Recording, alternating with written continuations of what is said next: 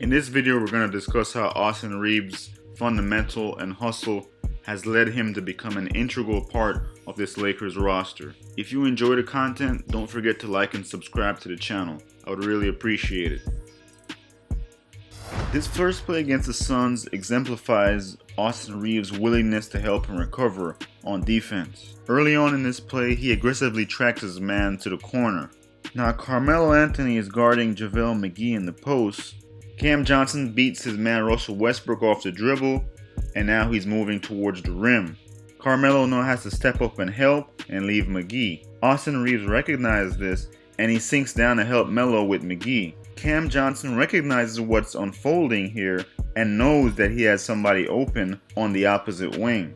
Austin Reaves doesn't wait but immediately reacts and tries to recover back to his man in the corner. Even with his recovery back to the corner, he still stunts on Abdel Nader's drive to the bucket.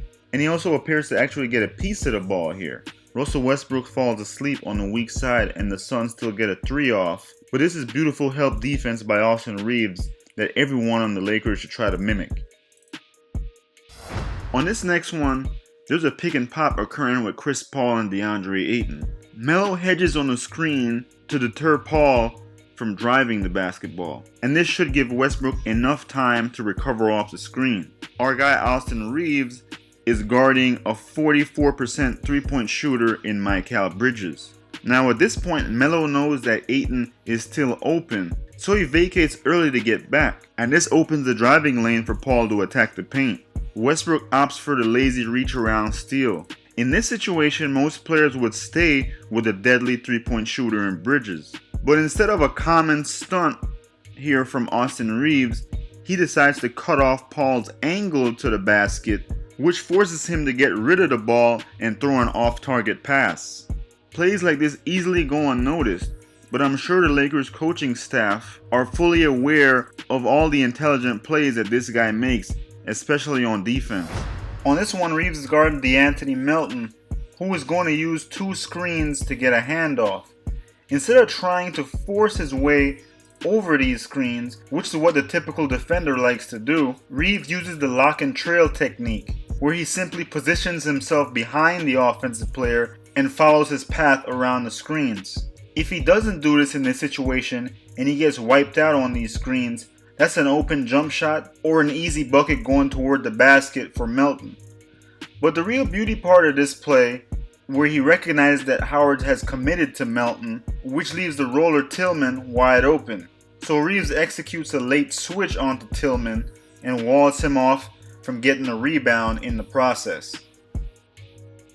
Westbrook gets bottled up in an attempt to get the corner pass to Reaves. The ball ends up in Monk's hands and Reaves is now expecting the ball back to shoot a 3. The spacing is a little off and Westbrook gets in the way and he ends up with the ball. But as Westbrook gears up to shoot this 3, keep an eye on Reaves. Instead of being upset about not getting a shot off and just run the other way on defense, he is the only one of his Laker teammates who goes to crash the boards. The shot goes in, but this is the perfect example of determination and a player putting his team ultimately first. On this next play, Reaves' assignment is to dig at the post-up player in Bridges while still being able to recover back to his man Rozier at the 3-point line. As the play progresses, Reaves swipes at the ball and Bridges ends up giving up his dribble. Bridges ends up doing what most big men do in this situation. He stares down his target in Rozier and he ends up telegraphing exactly where the pass is going to go. So in the case of Reaves here, this is what happens when your hands are always active. So in the process of recovering back to his man Rozier, Reaves gets his hands up and in the passing lane and just so happens to get a deflection. To me, this guy just makes the game ugly and uncomfortable for the offensive players, and that's all you can ask for on defense. This next one is an offensive play that's extremely effective but rarely used in today's NBA. The Lakers are in transition and Reaves gets the ball on the wing with Westbrook in the corner. Reaves freezes Booker with a subtle ball fake to the corner, but what gets him open here is the pump fake. Now he passes to the corner and cuts off of this, which is a high IQ play, because generally he would get this ball back with a full head of steam going towards the rim.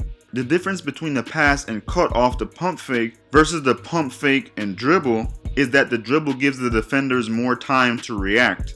The pass works quicker and also relaxes the defense into thinking that the ball will stick to the receiver in the corner. Now, Chris Paul has one of the highest IQs in the league, both on offense and defense. And if you notice, he's already coming over to help because he knows that Reaves is supposed to get this ball back in this situation. Westbrook keeps it and shoots an air ball, but AD's there to pick it up for the easy dunk. But an overall great play there by Austin Reaves. Reaves is a fundamentally sound player.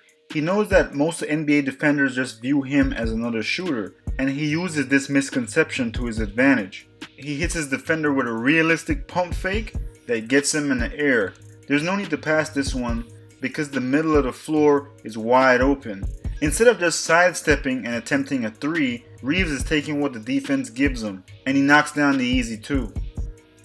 In one of my previous videos, I showed a play where Malik Monk had an angle to drive the basketball into space and towards the paint, and he failed to take advantage of that. On a similar play, Austin Reaves really surprised me. After he takes his hand off, he recognizes immediately that there is a path towards the paint.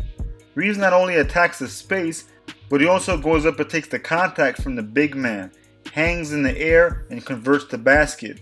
Most rookies shy away from contact at the rim. Well, to be honest, most NBA players shy away from contact at the rim in today's NBA.